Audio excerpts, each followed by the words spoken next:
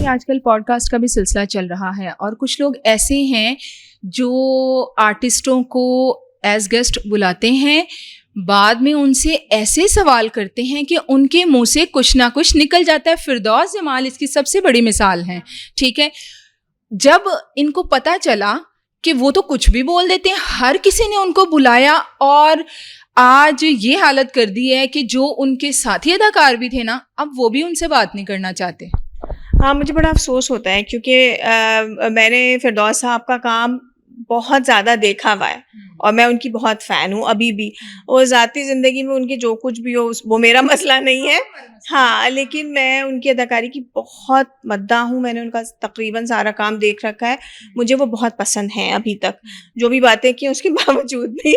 तो देखिए, हर शख्स का बात करने का अपना अंदाज़ होता है। तो मेरे ख़्याल में ये ठीक है, अदाकार की अपनी ज़िम्मेदारी बिल्कुल होती है कि वो सोच समझ के बोले कि उसने पब्लिकली क्या बोलना है। और हमें आई थिंक हम अदाकारी कर के इतने लोगों से इंटरैक्ट कर के इतने ट्रेंड हो जाते हैं कि हम बहुत सोच समझ के बोलते हैं ज़्यादातर। लेकिन एट द सेम टाइम ये जो होस्ट होते हैं उनकी भी ज़िम्मेदारी होती है कि वो बिला वजह ना इस तरह तीली ना लगाएं और हवा ना दें इस बात को कि चलो और फसाद फैले। मसला सारा आपको भी बहुत अच्छी तरह पता है, वो नंबर ऑफ व्यूज़ का है।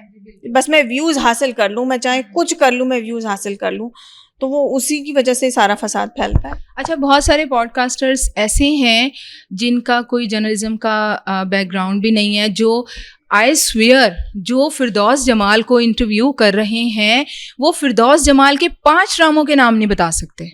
हाँ, ये आपने बिल्कुल सही बात की। उन्होंने फिरदौस साहब का वो काम भी नहीं देखा हुआ होगा, ना वो उनको उनके काम की वजह से इज्जत दे रहे होंगे। मगर आई थिंक इसमें जो पॉडकास्ट वाले जो कि बहुत मेरे ख्याल में बहुत जाली जर्नलिस्ट्स हैं, उनकी भी गलती है। But at the same time अदाकार या राइटर्स की भी है, क्योंकि अब दूसरा ये कि आप मुझे नहीं समझ आता कि आपको दूसरों को ना डिस्कस करने की ज़रूरत नहीं है।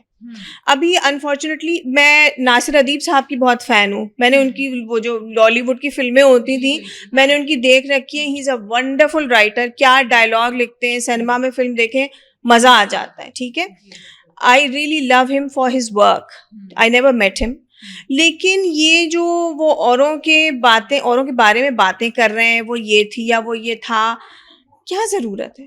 आप अपने काम की बात करें ना। आपको इतना कुछ पता है, आई एम श्योर उन्होंने बहुत कुछ मुताला कर रखा होगा, बहुत कुछ वो जानते होंगे, उसकी बात करें ना।